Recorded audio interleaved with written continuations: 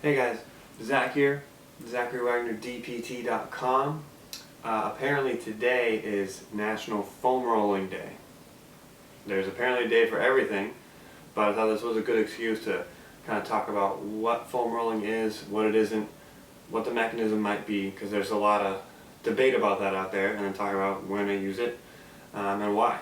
So I think by now most people are pretty familiar with what foam rolling is, at least in a general sense. You see these bad boys in pretty much every gym, physical therapy clinic, etc. I've obviously got a few of them myself. And you see people kind of flailing around in these things all over the place. So the basic principle is put your body on this, put a muscle on this that's either tight or stiff or painful, and roll it with the idea of kind of improving mobility, decreasing pain, or something like that. Okay? But what I want to talk about today is what we think foam rolling is actually doing, what it's not doing, and how to use it a little bit more effectively so we're not wasting our time, because we know, God knows we don't have a lot of that time to waste. So the issue that I have a lot of times is you see people rolling around these things for 15, 20, even 30 plus minutes before their warm-up because they claim that it helps them move better. And that sometimes people will say things like the foam roller helps break up adhesions or realign scar tissue or break down scar tissue or something like that. But a lot of studies have been done that have shown that that's not true, because that's not possible.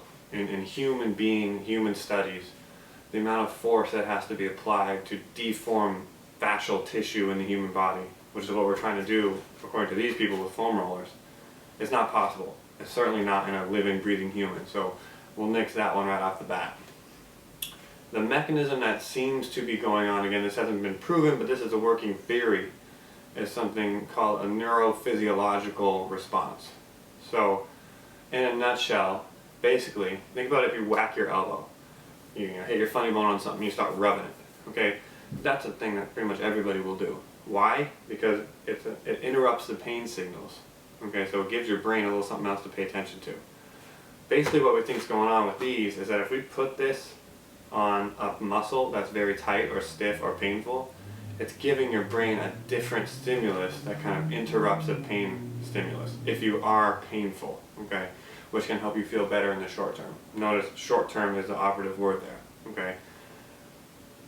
Also, maybe you're not painful, but maybe you're just stiff, or it helps you feel like you move better. Similar idea. We're kind of giving the brain a new stimulus, a novel stimulus. So the brain's getting a different input, so you're going to get a different output also. Alright? The key thing is that this is a short-term change in output. I have seen people genuinely move better after 30 seconds of foam rolling. It doesn't take a long time. The key is you need to reinforce whatever pattern you're trying to improve right away after you use the foam roller. So using it as a warm-up is completely fine. Alright? But let's use an example. So I'm going to be intelligent about how we use these. So if I'm going to squat, if my workout today is going to be focused on squatting, and my calves are tight, I'm trying to loosen up my ankles maybe a little bit, and foam rolling my IT bands on my quads, it makes me feel better. Great, fine, go ahead and do that. But don't spend 15, 20, 30 minutes foam rolling, alright?